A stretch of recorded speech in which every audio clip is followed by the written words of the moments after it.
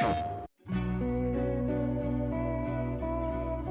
Last of Us was all about trying to put the player as much as possible into that grounded reality of Joel and Ellie as a survivor in that world.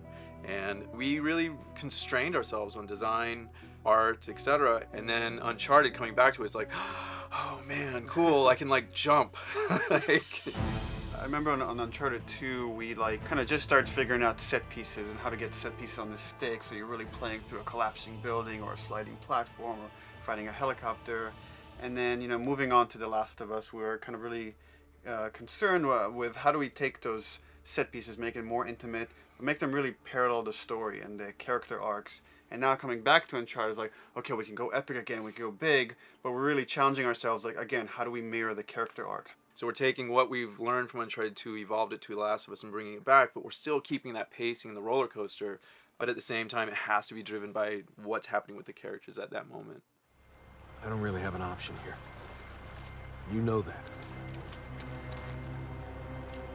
Yeah, maybe you're right. I've been out of the game, but I need back in. The Last of Us, we went to great lengths to try to create this reality, but we were still limited by the amount of overdraw the PS3 could handle, etc. And now the PS4 is allowing us to push so much more density. So it's fun to go back and go like, oh, look at the things we wished we could have done in Uncharted 1. It's just like, oh, this is easy. Like, let's just make this. So it's nice to be able to explore something and look back and go, wow, this, like, remember when we couldn't do any of this? It's kind of neat. From a character standpoint, the tech really allowed us to get more subtlety.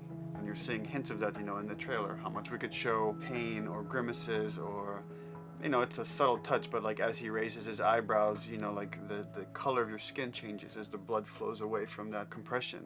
And all those things just let a realistic character become much more grounded, much more believable. Gameplay-wise, we're just going deeper and richer with all the mechanics.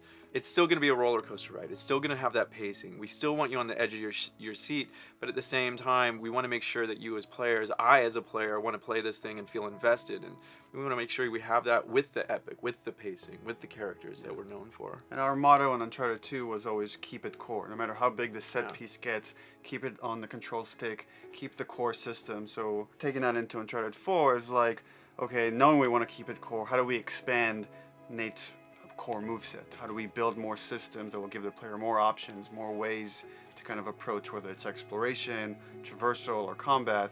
You're going to have more ways to attack those things. Ultimately, I think it will come down to how good is the gameplay, how good is the story, because without that, you know, you can have all the graphical bells and whistles and it doesn't matter. But if you have that really strong foundation, those things can really help you take over the top and really get you immersed in this journey.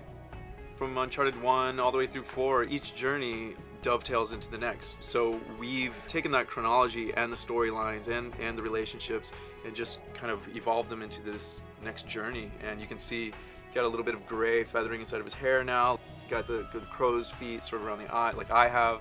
You know, it's like we're all aging with Nathan Drake. So can I count on you?